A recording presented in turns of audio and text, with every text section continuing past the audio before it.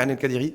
Je rappelle que vous êtes économiste et banquier d'affaires et c'est avec vous aujourd'hui qu'on va faire un tour d'horizon de l'actualité économique avec la récente sortie, c'était mardi d'ailleurs, médiatique du PDG du groupe Danone. Ensuite, on parlera de la situation économique et des instruments de relance, y compris financiers, susceptibles d'être mis en place pour redonner un nouvel élan économique. Et ensuite, on parlera des besoins et des compétences disponibles ou pas pour accompagner ce nouveau mode de développement économique avec ses ressorts. Mais Anel Kadiri, juste avant de démarrer ce débat d'aujourd'hui, un mot, un commentaire, une appréciation de votre part sur ce qui suscite beaucoup de réactions à travers le pays, les condamnations des détenus du Hirak. Est-ce que vous avez, vous, un point de vue là-dessus, une appréciation ? Écoutez, je pense que je prends acte des décisions de la justice. La justice a condamné le principal inculpé à 20 ans de prison et les autres à 1 année de prison. Je n'ai pas les éléments du dossier. Donc je n'aurai pas la légèreté aujourd'hui de dire est-ce que la condamnation est lourde ou pas. Je pense que ce serait une insulte d'abord aux magistrats qui ont instruit l'affaire, aux avocats qui ont défendu ou alors qui ont été partie civile. Je préfère laisser la justice et les principaux concernés d'utiliser les voies de recours qui existent. C'est-à-dire faire appel. Faire appel. Demander une grâce demain, mais qu'aujourd'hui, que je puisse dire que 20 ans c'est lourd ou pas assez, ce serait léger. Parce que je n'ai pas connaissance des éléments du dossier, je ne connais pas les faits probants, je ne connais pas les pièces à charge, je suis étranger à ce dossier. Et donc je pense qu'il faut laisser les avocats de la défense faire appel. Et si demain la condamnation était confirmée, ben la grâce serait toujours là. Il pourrait solliciter la grâce. Il pourrait y avoir d'autres recours. Bien sûr, il y a d'autres recours. En tout cas, pour vous, c'est laisser la justice faire. Il faut laisser la justice faire son travail. Et surtout, il ne faut pas commenter une décision de justice quand on n'a pas les éléments en main, quand on ne connaît pas le dossier. Je ne m'aventurerai pas sur ce plan-là. Et juste un dernier petit mot là-dessus, sur l'émotion et les réactions que cela suscite auprès des populations. J'ai vu que la société civile, que les réseaux sociaux se sont emparés de ce dossier, qu'un mouvement important aujourd'hui soutient que c'est des condamnations trop lourdes. Moi, je ne peux pas, je ne peux ni infirmer, ni soutenir ces propos. Parce que laissons les avocats faire appel, les juges, respectons le travail des juges, et si véritablement le dossier, si les condamnations étaient trop lourdes, en appel, elles seront réduites. Très bien, on va revenir donc sur l'actualité, Oui. Les actualités du jour, sur la venue donc du président directeur général de Centrale Danone au Maroc, qui était là mardi, qui a passé toute la journée, qui a tenu aussi et animé une conférence de presse. Vous, en tant qu'économiste, en tant que cabinet milieu des affaires, vous en pensez quoi de ça, de sa venue un petit peu et de tout ce qui est en périphérie? En fait,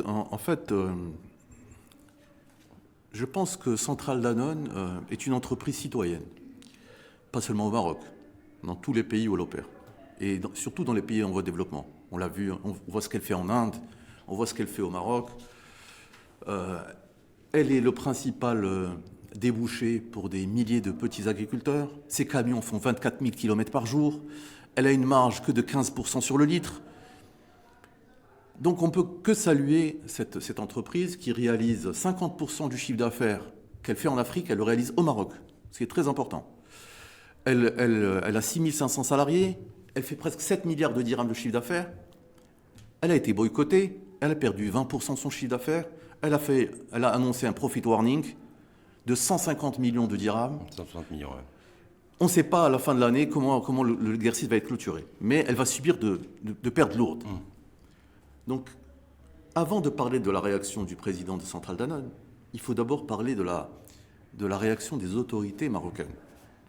Et même de l'absence de réaction des autorités marocaines. Le gouvernement, l'exécutif. Bien sûr, le gouvernement.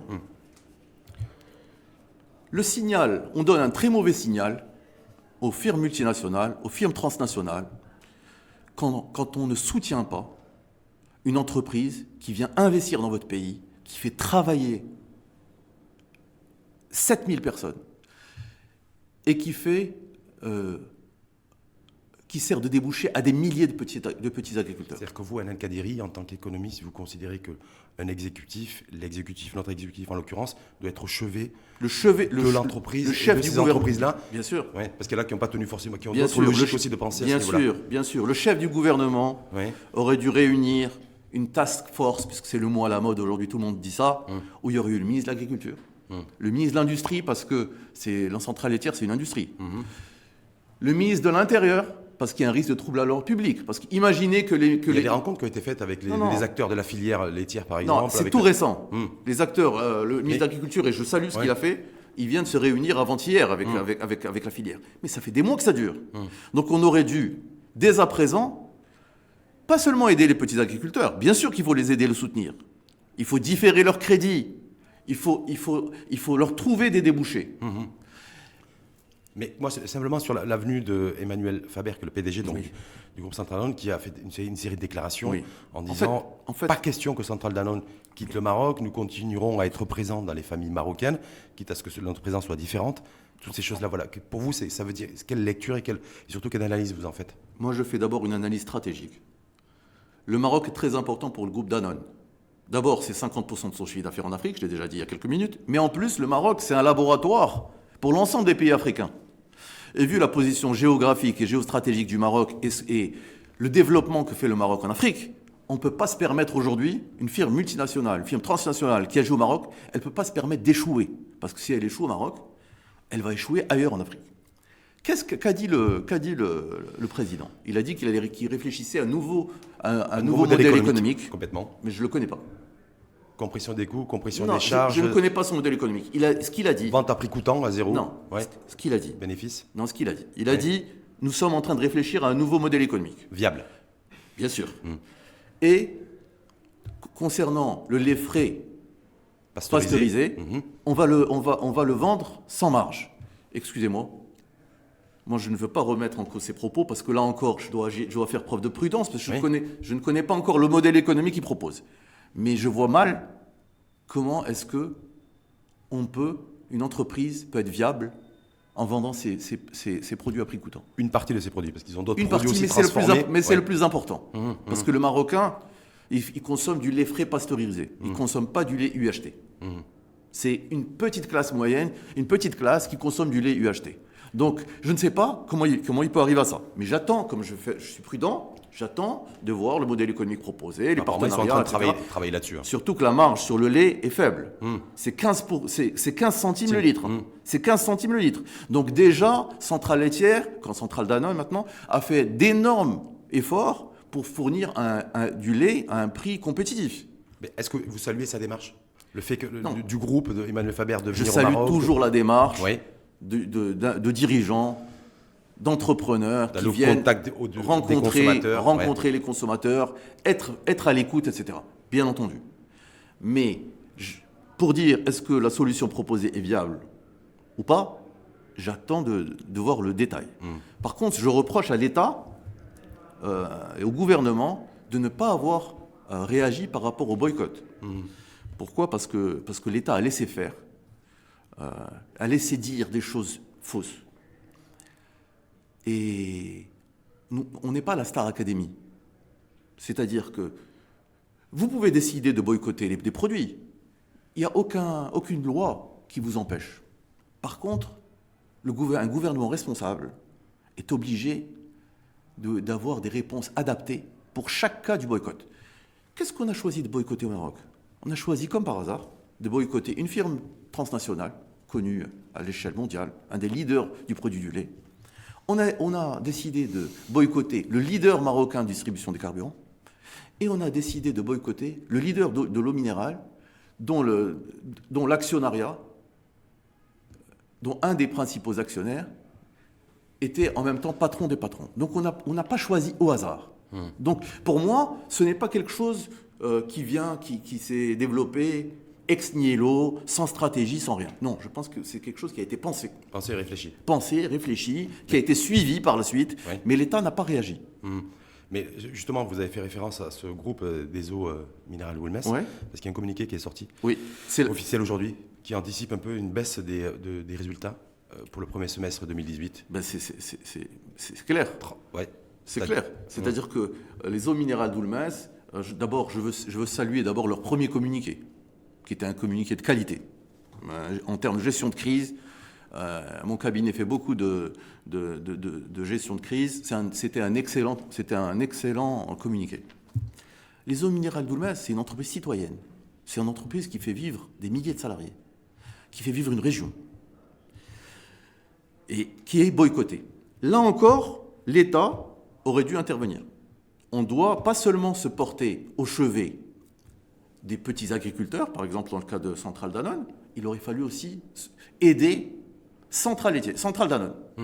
Les eaux minérales d'Oulmès, c'est la même chose. On aurait dû réfléchir à qu'est-ce que l'État aurait pu faire pour ces entreprises. Justement, dans ce communiqué de ce groupe d'eau Oui. minérale, Oui. il était précisé que des mesures de rationalisation des charges seront opérées pour préserver l'emploi et le développement de la stratégie. C'est que là, il n'y a pas de menace sur l'emploi, mais ça veut dire quoi? Ça veut dire est-ce que c'est aussi des entreprises? Ça veut dire que il y a d'autres logiques qu'on a reçues il y a une quinzaine de jours, Ahmed Kassal, économiste comme vous, qui disait non, mais c'est le régulateur, c'est le consommateur. Non. Ça ne doit pas être l'État. Non. Et vous, a priori, c'est une autre logique Vous savez, économique.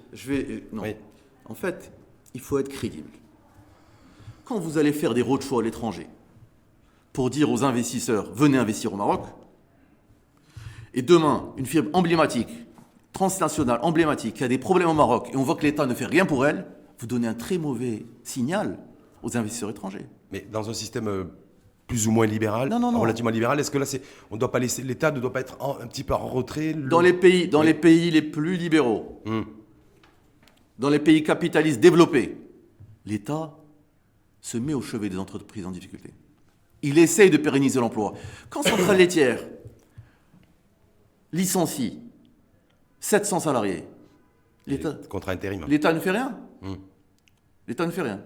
L'État ne réfléchit pas à qu'est-ce qu'il pourrait faire pour Centrale laitière.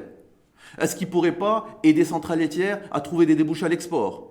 Est-ce qu'il ne pourrait pas aider Centrale... Peut-être que ces travaux-là sont menés en parallèle. Est-ce qu'il ne pourrait pas aider Centrale laitière à continuer à récolter les 30% du lait qu'elle a choisi de ne pas honorer et les transformer en lait UHT, par exemple, qui a une durée de vie de 6 mois ou plus, et qui pourrait être exporté, stocké. Il y a beaucoup de choses à faire. En fait, ce qui nous manque au niveau du gouvernement marocain, c'est d'abord une cohésion, parce que le gouvernement marocain est parcellisé, il est fait d'une kyrielle de petits partis. Il n'y a pas de véritable chef de gouvernement. Il n'y a pas de vision stratégique. Et on laisse dire... Vous reconnaissez comme moi que faire face à cette situation qui est nouvelle, qui n'a pas de précédent, c'est pas facile non plus. Oui, mais il y a... Le gouvernement marocain, il y a quand même des compétences. C'est-à-dire, il n'y a pas des erreurs de cacique partout dans le gouvernement marocain. Il y a aussi des compétences. Il y a des gens très compétents dans le gouvernement. Tout le monde les connaît. Il fallait se retourner vis-à-vis de ces gens-là et leur dire, voilà, on a ce problème. On a un problème au niveau du carburant. On a un problème au niveau de l'eau. On a un problème au niveau du lait. Quelle réflexion stratégique on peut faire? Et on laisse dire des choses fausses. Quand on est économiste, on ne regarde pas seulement les 2 ou 3 années passées. On regarde les 10, les 15 ans années passées. Le rétroviseur, on l'élargit un peu plus. Quand j'étais jeune... Tout ça pour dire quoi, Hanan Kadiri? Pour dire que les entreprises aujourd'hui qu'on critique, on dit que le secteur pétrolier a gagné 17 milliards de dirhams indus. C'est faux. C'est complètement faux. Le secteur pétrolier, distribution de carburant, a respecté la loi. Si cette loi a été mal faite... C'est pas de leur responsabilité. L'État doit la changer. Mais ça ne peut pas être rétroactif. On ne peut pas leur dire, voilà, on change de loi. Maintenant, comme certains disent, il faut nous rembourser 17 milliards de dirhams. Mais on se moque de qui, là? Omar Balafrèche, c'est ce discours parlementaire. Mais c'est du populisme. C'est du populisme. C'est faux, en plus. Vous êtes en train de dire que, en fait, ce qu'avance Omar Balafrèche, entre autres, en tant que parlementaire, c'est impossible. C'est populiste, vous avez dit? Bien sûr, c'est populiste. Et en plus, c'est impossible de récupérer, je ne sais pas le montant, 13 ou 14 ou 15 ou 17 milliards de dirhams. C'est impossible. Ces gens-là ont respecté la loi. C'est des entreprises citoyennes qui paient leurs impôts. Et vous voulez leur dire, on va changer la loi et on va vous demander de récupérer... D'abord, c'est anticonstitutionnel. La loi ne peut pas être rétroactive. Donc tout ça, c'est du populisme. Et c'est pas... Tout ça, ça n'honore pas les gens qui tiennent ces discours. Ça ne les honore pas. Parce qu'un intellectuel, il doit dire des choses sensées. Et je peux vous dire encore d'autres choses. Africa, pendant 40 ans, n'a pas distribué de dividendes. Elle ne pouvait pas. Parce qu'Africa faisait crédit à l'État marocain. Africa avait 5 milliards, 6 milliards de crédits qu'elle octroyait au Maroc sans intérêt, pendant qu'elle se finançait à 13,5-14% chez les banques. Elle payait 900 millions dirhams d'intérêt pour permettre à l'État de continuer de fonctionner, pour supporter la caisse de compensation qui payait avec du retard. Et maintenant, 2 ans où ils ont gagné de l'argent, on oublie toutes les années passées où Africa a perdu de l'argent, où Africa a aidé le Maroc, le gouvernement, le peuple marocain, et on leur dit c'est indu. C'est indu ce que vous avez fait. Mais attendez, mais c'est faux. Et là, vous appuyez sur des chiffres Bien sûr. financiers, Bien sûr. vérifiables, Bien sûr, vérifiable. concrets. Bien sûr. Bien sûr, vérifiable, concret. Je vous dis. Donc là, vous trouvez ça, Hanan Kadiri, vous trouvez ça complètement injuste, ce Bien qui sûr. se passe en direction à C'est- l'égard de cet acteur C'est du pas, secteur des c'est pas hydrocarbures. honnête, c'est pas honnête intellectuellement. Vous savez, quand on est économiste ou gestionnaire, quand on est en responsabilité, il faut avoir une honnêteté intellectuelle. Il ne faut pas brasser du vent et ne pas connaître le dossier. L'énergie, je connais très bien ce dossier. Le véritable problème de l'énergie au Maroc, c'est l'absence d'une raffinerie. Si M. Balafrège nous disait que c'est impossible pour un pays qui veut se développer de ne pas avoir de raffinerie, que les cours du pétrole raffiné sont beaucoup plus volatiles que le brut, qu'une raffinerie, elle a des stocks sur longue durée, donc elle permet d'avoir un prix plus bas, qu'il y a un problème, c'est que si on trouve plus de pétrole raffiné autour de la Méditerranée, on va avoir un gros problème parce que les prix aller chercher. vont augmenter, parce que le coût, Transport. bien sûr, le facteur transport va être plus important. Là, je dirais, M. Balafrège, il parle comme un économiste. Mais si M. Balafrège utilise le café du commerce et est en train de nous dire qu'il veut récupérer 17 milliards de dirhams, alors que c'est impossible, et il dit que ces gens-là, c'est indu. Mais non, c'est pas indu. L'État a fait une mauvaise loi. Ben, l'État, il a qu'à faire une bonne. Très bien, on passe à la deuxième actu. Hanan sûr. Kadiri, vous êtes assez remonté. Vous êtes Bien sur sûr. le Non, bilan, je suis vous pas êtes- surmonté. Il y avait des choses Non. que vous souhaitiez remettre en. Non, Ouais. j'aime l'honnêteté intellectuelle. Moi, je suis quelqu'un de sage. J'aime l'honnêteté intellectuelle. J'aime qu'on ait une vision équilibrée des choses. On ne peut pas incriminer comme ça Centrale Laitière, Oulmes et Africa. Ces trois entreprises-là. Le problème, c'est que c'est parmi les entreprises les plus citoyennes du pays. Elles sponsorisent le foot. Elles aident les jeunes. Elles aident les petits agriculteurs. Oulmes est partout dans toutes les manifestations. Elle offre ses bouteilles d'eau gratuitement. Mais véritablement, c'est honteux. C'est vraiment honteux qu'une majorité de gens écoutent ceux qui soutiennent le boycott. Je comprends. On va passer à une deuxième actu avec peut-être une transition. Oui. C'est la refonte aussi peut-être du modèle économique de ces entreprises-là, comme annoncé Oui. par le président directeur général du groupe Danone en début de semaine, c'est-à-dire mardi. Et puis la situation aussi aujourd'hui de refonte de notre modèle de développement au sens large qui a été appelé, il y a eu un appel qui a été lancé par le chef de l'État au mois d'octobre dernier. Est-ce que du coup aussi l'État doit être interpellé par ce qui se passe, que ce soit sur le terrain, la réalité de certaines entreprises, et aussi la refonte du modèle de développement du pays dans son ensemble et de l'État en particulier? Écoutez, on a l'impression Oui. dans ce pays que le changement ne peut être impulsé que par le chef de l'État. Le chef de l'État, il n'a pas la gestion quotidienne au jour le jour du pays. Le chef de l'État, c'est l'arbitre, c'est le stratège, C'est les grands- c'est la personne vers laquelle on se tourne quand on est dans le doute, etc. Mais il y a un chef de gouvernement et un gouvernement. Mais le problème aujourd'hui, c'est que depuis la nomination de ce dernier gouvernement, les choses n'avancent pas. Et on le voit. On va d'échec en échec. Mais pour vous, en tant qu'économiste, Oui. refonte du modèle de développement, on dit aujourd'hui l'environnement économique est un peu compliqué, L'environnement économique- très difficile, et qu'on a besoin d'instruments de relance, qu'on L'environnement n'utilise pas économique- suffisamment des instruments financiers pour pouvoir remettre aussi l'économie sur les rails En et fait- sortir un petit peu de... En Oui.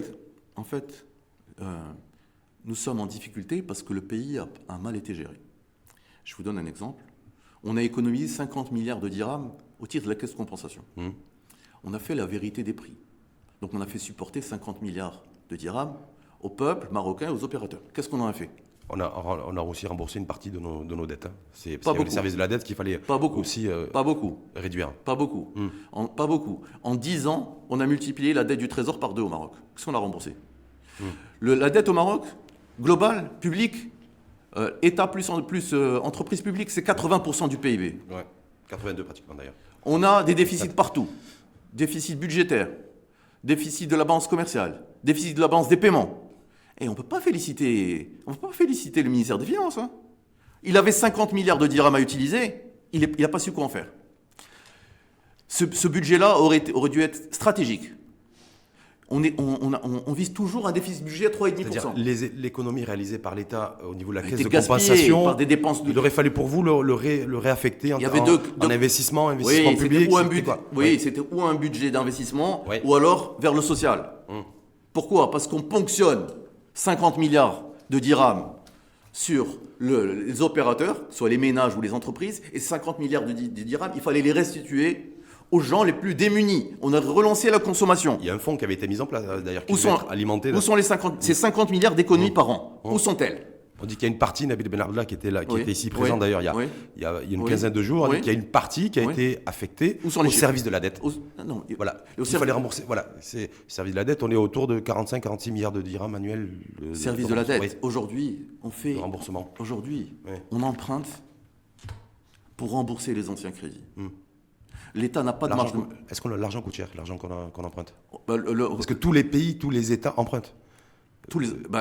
En fait, l'Italie, la France empruntent 150-200 milliards de dirhams chaque année, donc d'euros. Le Trésor, il emprunte autour de 4% par an. L'avantage, la structure de la dette fait que la majorité, c'est une dette locale. C'est-à-dire dette intérieure. Même si la dette extérieure est en train est en croissance. Exactement. Ouais. Donc déjà, il n'y a pas de problème de risque de change, etc.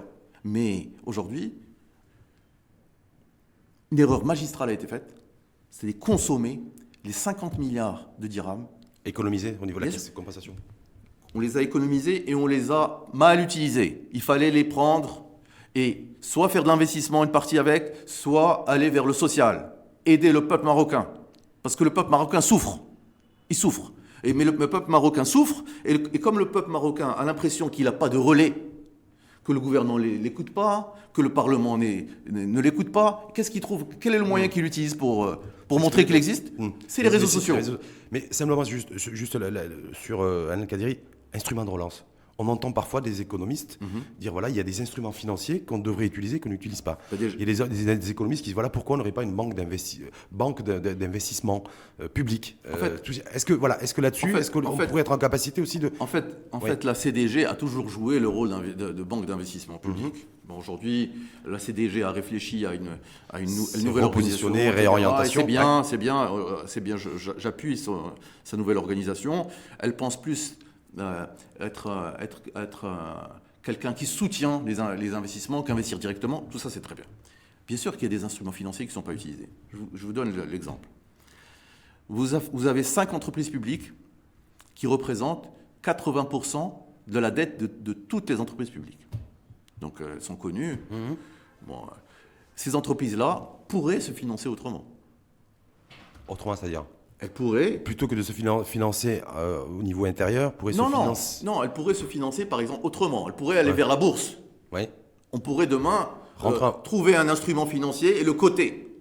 On pourrait faire des choses comme ça. Des entreprises publiques qui seraient cotées en bourse ? Non, je veux dire, pas elles. Privatisées ? Oui. Non. Ouvrir son capital, c'est quoi ? J'ai pas compris. Des entreprises publiques pourraient, aujourd'hui, coter un instrument financier en bourse. Par exemple... Quand vous avez très peu de marge de manœuvre, vous avez une balance des paiements déficitaire, balance commerciale déficitaire, un budget déséquilibré malgré l'économie de 50 milliards de dirhams, vous êtes toujours à 3,5%. Donc vos créanciers étrangers ont le regard fixé sur votre déficit budgétaire. Alors comment vous allez faire pour relancer l'économie ? Expliquez-moi. Donc c'est difficile de relancer l'économie de façon quantitative. Un coût massif. Voilà. Donc qu'est-ce qu'il faut faire pour relancer l'économie ? Il faut réformer l'acte d'investir. Il faut réfléchir... Le simplifier ? Bien sûr. Vous appelez à la simplification administrative dans l'acte d'investir. Vous savez très bien qu'au Maroc, que les gens souffrent encore des délais pour obtenir des autorisations, du fait qu'il y a très peu de procédures numérisées, qu'il est très très difficile de créer une société en 3 jours, comme c'est dit dans la presse. Donc il faut faciliter l'acte d'investir. Il faut aussi pousser les banques marocaines, ça c'est le rôle de la Banque du Maroc, à faire en sorte que la petite entreprise, la TPE et la PME puissent accéder plus facilement au crédit. Il faut réfléchir, je sais que la Caisse centrale de garantie fait du bon travail, il faut réfléchir à d'autres formes de garantie pour les TPE et les PME. Parce que ce pays, aujourd'hui, avec une moyenne de 4%, 4,5% de taux de croissance, il ne pourra jamais se développer et surtout, il ne pourra pas offrir d'emploi à la majorité du peuple marocain, à la majorité des gens qui sont sur le marché du travail. D'un point de vue, juste un petit mot sur la réforme budgétaire, réforme de l'État, réforme de l'administration. Est-ce qu'il est nécessaire aussi que l'État fasse ça? Donne l'exemple en termes de réforme, c'est-à-dire réformer le budget, c'est pas forcément geler les investissements, c'est peut-être rationaliser aussi au niveau du budget de fonctionnement. On a une facture annuelle de 108 milliards de dirhams de la masse salariale de l'administration. Vous savez très bien que la masse salariale représente 12% du PIB, ce qui est de la folie. Heureusement qu'on recrute pas. On ne recrute pas beaucoup. C'est-à-dire qu'on a réduit entre 16 et 18 000 recrutements annuels. Voilà, on a réduit les recrutements, on les a plus orientés vers les secteurs nécessaires. Par exemple, si vous regardez un peu les recrutements prévus par la haute finance, il y a une grande majorité. On a développé les contrats CDD aussi, les contractuels au niveau de l'administration, y compris dans les collectivités. On a réfléchi à quels étaient les secteurs qui avaient besoin de nouvelles recrues. C'est-à-dire qu'on a inversé le logiciel. Oui, on recrute en fonction des besoins et des compétences en fonction des... Oui. Par contre, ce qu'il faut à tout prix changer, c'est le mode d'attribution des marchés publics par l'État. C'est-à-dire, l'État ne peut pas continuer à confier à chaque ministère, de façon parcellisée, la mise en place d'appels d'offres. Pourquoi ? Parce que finalement, ces ministères surpayent les fournitures. Par contre, si on pouvait mutualiser la commande publique, mutualiser la commande publique, il est sûr que l'État ferait des économies très importantes par rapport aux coûts payés pour les prestations fournies, pour les services fournis, pour les biens fournis. Donc ça, je vois partout, bien sûr, on va vers une transparence. Aujourd'hui, tout le monde publie les appels d'offres, etc. Mais il fallait réfléchir à une centrale d'achat public, étatique, qui mutualise tous les besoins et qui obtient des économies, et qui profite des économies d'échelle et qui obtient des prix beaucoup plus bas. On peut réfléchir. Vous savez, on peut réfléchir. Par contre, le problème, c'est qu'on voit dans ce gouvernement, et même par rapport au gouvernement précédent, que les gens ne font rien. C'est-à-dire, ils n'investissent pas suffisamment. Pas du tout, non. Je parlais du gouvernement. Il y a très peu de... En termes d'action, vous voulez dire d'action il y a très peu de ministères qui sont proactifs. D'ailleurs, l'image, c'était l'occasion, ce boycott, c'était l'occasion à ce gouvernement de montrer ses capacités. Comment est-ce qu'on peut soutenir les petits producteurs, soutenir l'activité, soutenir les entreprises. Et là, on aurait lancé un message. Quand on soutient par subventionner, c'est ça, c'est aussi de la dépense. C'est aussi de la dépense publique. Je vous ai dit, il y a beaucoup de manières. Ouais. Je vous ai dit, trouver un débouché à l'export, c'est pas de la dépense publique. C'est faire peut-être aussi un encouragement fiscal. On peut trouver. Oui. En fait, il y a une trentaine de mesures à prendre. Il y a beaucoup de choses à faire. On les a pas fait. On aurait pu aider centrales laitières, aider les petits agriculteurs, trouver des débouchés à l'export. On aurait pu faire beaucoup de choses. Mais le gouvernement n'a rien fait. Ma question, juste le gouvernement, peut-être qu'on peut quand même... Le gouvernement... sur les dernières années, a rétabli un peu le cadre macroéconomique aussi qui était... Le gouvernement, ce qu'il a fait, qu'est-ce qu'il a fait ? Il a insulté les boycotteurs. Non. Bon, après, il y a eu des excuses qui ont été faites. Non, il faut pas, dans la vie, il ne faut pas faire preuve de légèreté. Vous êtes ministre. Vous êtes en situation. Trouvez une solution. Et soyez à l'écoute des boycotteurs. Je ne vous dis pas de ne pas les écouter. Mais trouvez une solution. Aidez les entreprises. Pérennisez l'emploi. Pérennisez leur investissement. Lancez un signal fort aux investisseurs étrangers en leur disant l'État marocain est là. Quand quelqu'un investit chez nous, on le soutient. Imaginez demain, il y a une grève chez Renault. Imaginez. Alors, à ce moment, l'État dirait moi, je ne peux rien faire. Renault ne peut plus exporter aucune voiture, je ne peux rien faire. Non. On revient sur la troisième actualité. Oui. Annette Kaderi, on a parlé un petit peu de la possibilité, les leviers pour rétablir un petit peu notre modèle économique aussi. Oui. En fait, en tout cas, rationaliser les dépenses, trouver des nouveaux instruments financiers pour les entreprises publiques, réduire fortement la dette publique. C'est une dette qui a été multipliée par 2 en 10 ans. Mais attendez, mais on est le seul pays à vivre ça. On fait partie des mauvais élèves. Si on regarde aujourd'hui l'endettement par rapport au PIB, on est avec le Brésil, etc. On est partie des mauvais élèves. Alors, si on continue comme ça, un jour on ne pourra plus tous financer. Si on continue comme ça, un jour, on pourra plus se financer. Un problème de ressources financières. Ou alors on se financera, mais à des prix prohibitifs. Plus on est endetté, plus l'argent Donc coûte cher. ça ne peut pas continuer. Ça. Troisième actualité, Anne Kadiri, sur justement, c'est un peu la même chose aussi, nouveau modèle économique, que ce soit pour l'entreprise, que ce soit pour l'État aussi, en termes de modèle de développement, mais aussi, ça va nécessiter aussi des compétences. Oui. Voilà. Je vous interpelle aussi là-dessus, parce qu'il y a quelques jours, j'étais avec un opérateur mondial qui, dans le secteur du digital, qui me disait, voilà, aujourd'hui, nous, au Maroc, on a un petit souci, on se gratte la tête, parce qu'on a de plus en plus d'ingénieurs qui veulent partir, qui ambitionnent un petit peu de partir, fuite des cerveaux, un petit peu ces choses-là. Alors nous, on est quelque part en pleine transition numérique. Voilà. On sait aussi, selon des études extrêmement sérieuses, qu'à l'horizon 2025-2030, il y a à peu près 60-65% des nouveaux emplois qui n'existent toujours pas aujourd'hui. Bien sûr. Challenge pour nous, défi aujourd'hui. Il n'y a pas que le rétablissement du cadre macroéconomique, des finances publiques, de relancer l'investissement. C'est celui aussi de proposer des opportunités aux Marocaines et aux Marocains en matière d'emploi et de la visibilité. D'abord, ce qui sous-tend tous ces problèmes, c'est d'abord un problème de gouvernance. Au Maroc, hélas, on a pour l'instant, il y a un problème de gouvernance. Je vous explique le fond de ma pensée. Si les étudiants à l'étranger, qui font leurs études à l'étranger, 60 ou 70% restent à l'étranger, ce qui est le cas, si nous perdons 18% des gens que nous formons au Maroc, qui partent, c'est pas seulement pour l'attrait du gain, c'est pas seulement pour toucher une rémunération plus importante. C'est aussi parce qu'au Maroc, il y a un problème de gouvernance. Si on revient à la thématique sur les nouvelles compétences, nouveaux besoins, aussi dans la perspective aussi de la régionalisation, de l'émergence de nouveaux territoires et de pôles économiques, là, simplement de se dire, voilà, il y a des études extrêmement sérieuses qui disent, voilà, d'ici 2030, on est en 2018, c'est-à-dire dans 12 ans, c'est-à-dire vraiment après-demain, 60 à 65% des nouveaux emplois n'existent toujours pas. Bien sûr. Problème de gouvernance, ce que vous dites. Le problème. Ça, c'est effectivement. Là, mais je me dis, moi, aujourd'hui, transition, on est passé. Transition écologique, environnementale, transition numérique. Attendez. Oui. Hiérarchisons les choses. Oui. Je parlais la fuite des 8004 par an, des 50 ingénieurs par mois, le fait que 60 ou 70% des diplômés restent à l'étranger, ça, c'est lié à la gouvernance. Si le pays était bien géré, si tout le monde pensait que les jeux étaient les mêmes, les chances étaient les mêmes pour tout le monde, il n'y aurait pas ça. Donc ça, c'est un problème de gouvernance. Après, la transition numérique et l'économie de demain, c'est un autre sujet. C'est un autre sujet. Mais il y a un petit lien. Il y a un petit lien. C'est un autre sujet. C'est-à-dire, pour l'instant, on est très loin de ça.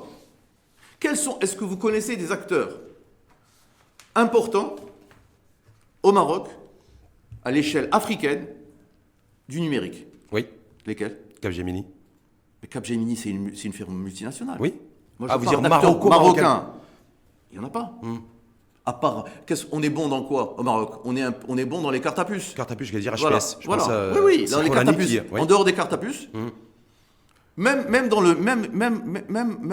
les sites marchands, c'est des groupes étrangers qui viennent s'installer au Maroc. Jumia, tout ça, c'est des groupes allemands. Où sont ces leaders sur le plan numérique? Il n'y en a pas. Il n'y en a pas. Donc, est-ce que l'État, et ça c'est une réflexion de filière, parce que ça c'est le rôle du ministre du Commerce et de l'Industrie.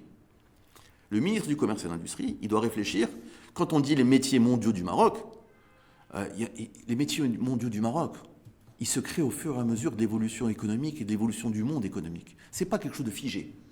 C'est quelque chose d'extrêmement dynamique. Oui, c'est pas parce que McKinsey a dit voilà les métiers.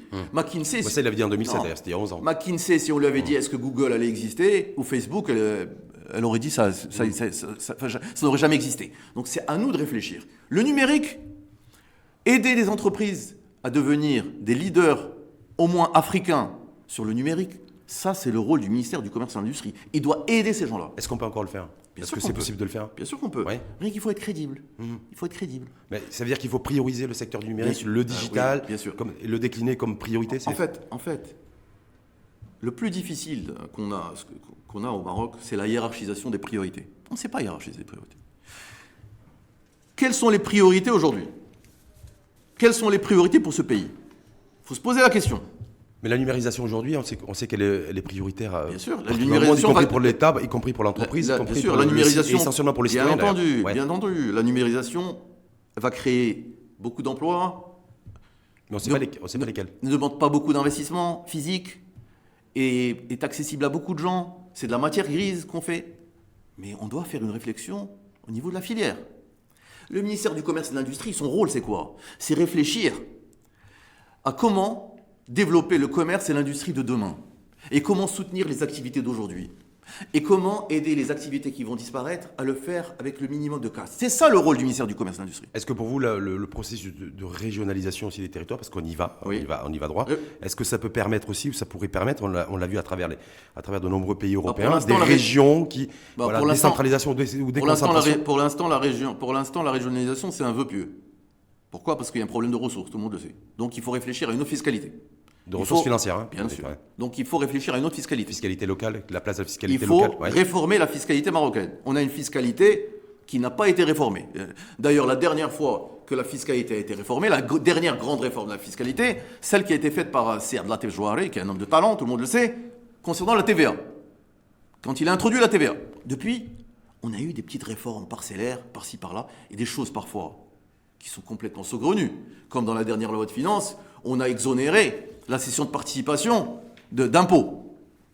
Pour quelle raison? Je l'ignore. Est-ce que le chef du gouvernement était d'accord? Je l'ignore. Mais ça a été fait. Donc on a besoin aujourd'hui... Réforme de la fiscalité. Une grande réforme de la fiscalité. Oui. D'une réflexion globale sur la fiscalité. Et quand on va réfléchir globalement sur la fiscalité, on va s'attacher même à la fiscalité des régions. Qu'est-ce que les régions vont supporter? Qu'est-ce qu'elles vont avoir comme ressources? Les cahiers des charges. Et on doit aussi réfléchir à la gouvernance locale. Comment on va réformer la gouvernance locale? Aujourd'hui, on a des présidents de communes qui sont analphabètes et qui gèrent des centaines de millions de dirhams. Comment faire? Quel mode de régulation? On peut être analphabète tout en étant bon gestionnaire, non? C'est pas incompatible. Ben, il faut savoir lire. Pour être un bon gestionnaire, il faut savoir lire, il faut savoir signer des... Faut pas savoir compter avant tout? Il faut savoir compter, mais quand on est analphabète, on ne sait pas compter non plus. Parce que analphabète, c'est ne pas être allé à l'école. En tout cas, c'est un véritable chantier, la régionalisation, ça peut donner lieu aussi à toute une organisation aussi du territoire, bien sûr. Organisation économique, organisation sociale, organisation fiscale. Il faut réfléchir à la réforme de la charte des collectivités locales, il faut réfléchir au mode de gouvernement, au mode de gouvernance locale, il faut réfléchir aux attributions des gouverneurs et des walis, il faut réfléchir énormément. En tout cas, le chantier est ouvert. Le chantier est ouvert. Et moi, je suis obligé, malheureusement, Hanan Kadiri, de refermer le débat. Moi, je vais juste dire un mot pour conclure. Oui. Il faut être optimiste. Le Maroc avance lentement, très lentement, mais il avance. Et le changement, il doit être perceptible pour le peuple marocain. On ne doit pas avoir une évolution à la brésilienne dans ce pays, où on a des 10% de la population, 5% de qui roulent en Porsche, en Ferrari, etc., et 80% qui n'ont pas de quoi joindre les deux bouts. Ça, c'est la réflexion.